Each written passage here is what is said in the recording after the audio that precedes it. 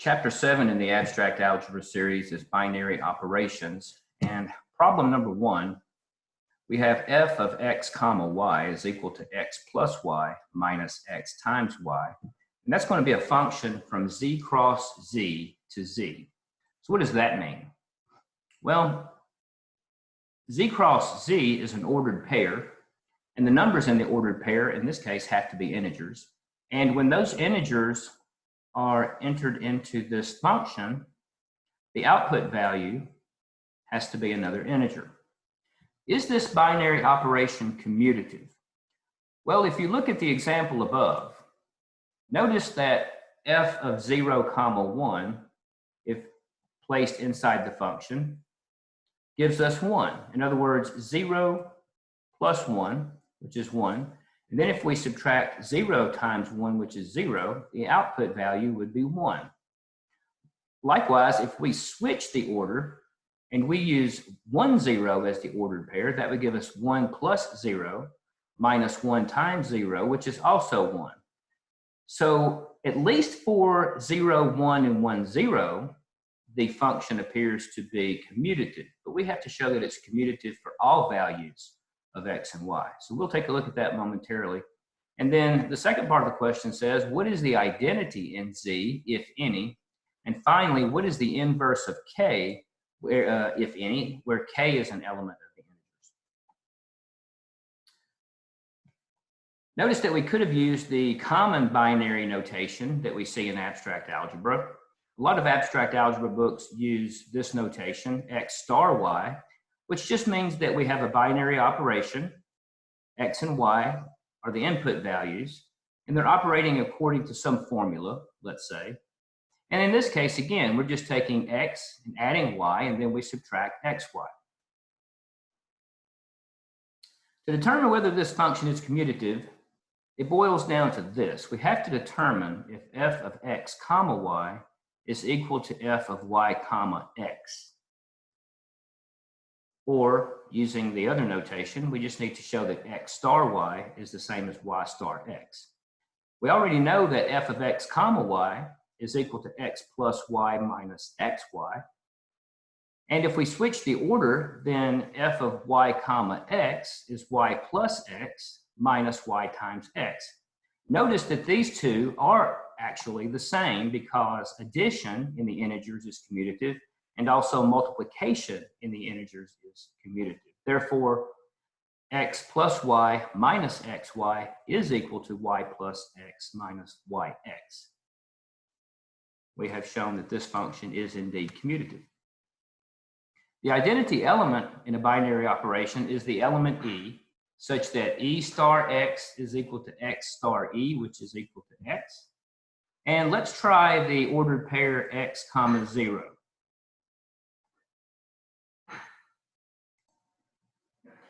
After we try x comma 0, we'll try 0 comma x. If we take the x star 0, or the x comma 0 route, that would give us x plus 0 minus x times 0, and that would give us x. So we have just shown that 0 is the right identity. And now let's look at 0 comma x. Well, if we take 0 comma x, that would give us 0 plus x minus 0 times x, which again is x. So we have shown that 0 is also a left identity. Therefore, the identity element for this particular binary function is commutative.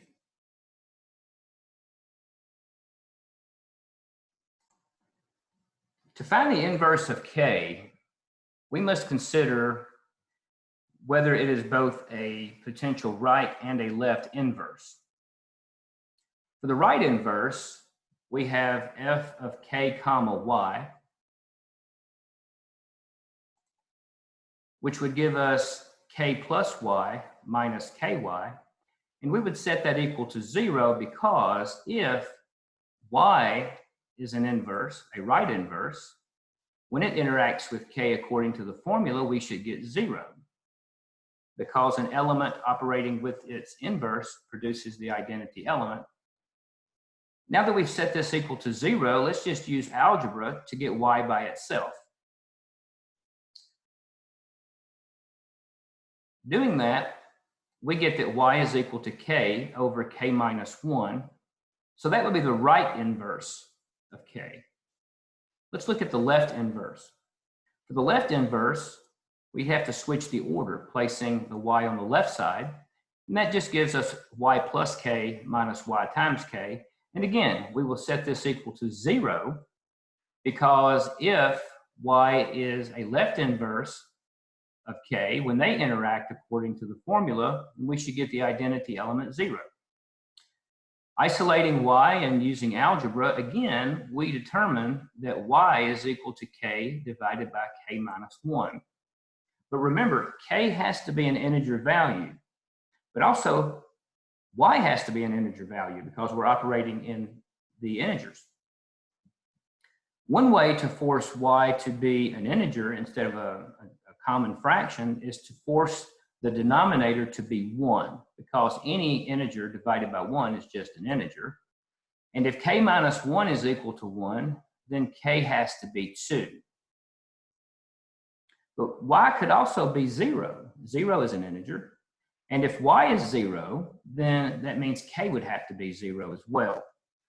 So that means that k is equal to 0 and k is equal to 2 are the only elements with inverses in the integer. So let's verify that. But first, let's let k be 0. If I let k be 0, then I'm going to substitute in 0 in place of k here. And that means y is equal to 0. So here, k is 0, which means y has to be 0.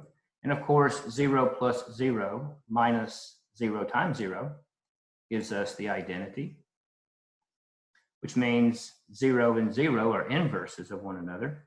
And now let's check 2, 2. How do we get 2, 2? Well, if k is 2, then I'm going to substitute the 2 back in up here for k. That gives me 2 divided by 2 minus 1.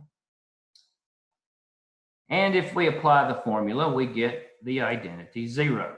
So we have shown that 0 star 0 gives us the identity, and also 2 star 2 gives us the identity. So these are the only two elements in this operation that have inverses, and these elements are inverses of one another. Number 2, let B be the set containing the integers 0 and 1, and we're going to let G be a function from B cross B to B. And we'll define G of x comma y as x times y. Just like before, our input values are actually ordered pairs, and we will just take the ordered pairs, and for each one we will multiply the x and y values together, and that will give us our value B. Remember, B has to be an element in the set, so the output value has to be either 0 or 1. The domain for B cross B is going to be this set of elements here. Notice that we have 4. That's because B contains 2 elements, and each of those elements gets mapped to 2 elements in B. So let's put this in a table. How would 0, 0 interact according to this function? Well, 0 times 0, 0 times 0 would give me 0. Also, 0 times 1 would give me 0. Likewise, 1 times 0 is 0, and then 1 times 1 is 1. This here is known as the Cayley table for this particular binary operation. And notice that all of the output values are elements found in B, which is the way it's supposed to be. Number 3, what is the identity in the following Cayley table? And then what is the inverse of each element? Notice if we take the ordered pair AA and we put them under the binary operation, the table says that A star A is A. And then if we take the ordered pair AB under the binary operation, A star B is B. And then we have A star C is equal to C. And all of that just came from the table. Notice that A, for all of these, A is on the left side. And any element that interacts with A, when A is on the left side, the operation just produces that same element. That same element comes out. So in other words, for the first example, A went in, A came out, B went in, interacted with A. On the left, B came back out. And then when C interacted with A being on the left, C was the output. So we have shown that A is a left identity element. But if you switch them around, of course, you'll get A star A is A, but also B star A is equal to B, and C star A is equal to C. Therefore, A is a right identity. Since A is both a left and a right identity, we just called A the identity element for this table. And we can see that A is also its own inverse, because if A is multiplied by A, the identity element A is the result. And if you multiply, let's see if we can figure out the identity element for B. Well, if I take B and operate it with C, notice that the output value is the identity A. That means that C is the inverse of B. We can check that here as well. We have C star B, which gives us the identity element A.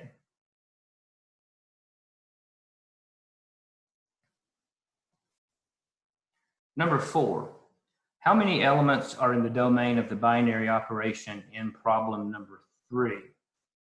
Well, in problem number 3, the domain is the Cartesian product of S, and S contains the elements A, B, and C. In other words, there are 3 elements in S. And if you recall that for each ordered pair,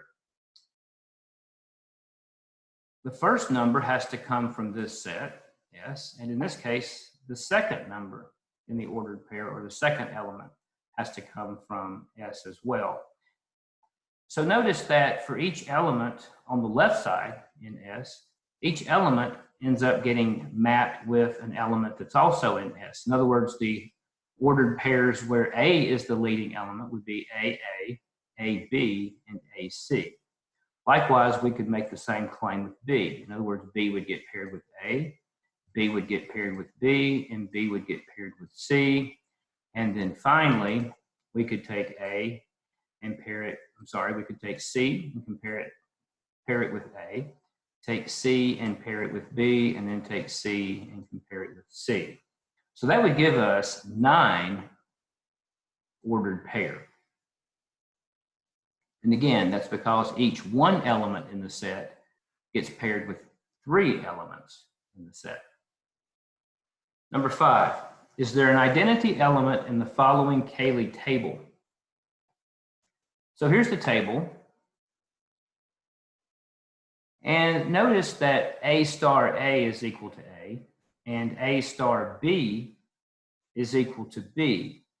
So that makes A a left identity, because in both of these, notice that A is on the left side of the operator. And any element that gets paired with that A is also the output. So we know that A is a left identity. And if we switch, of course, we still get A star A is equal to A. If we switch A star B and use B star A is B.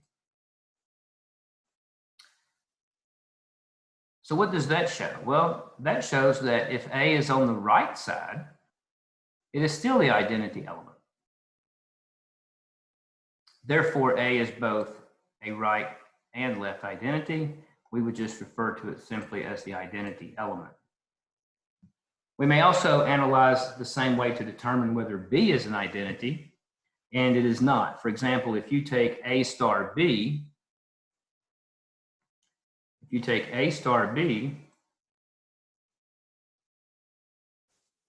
get B.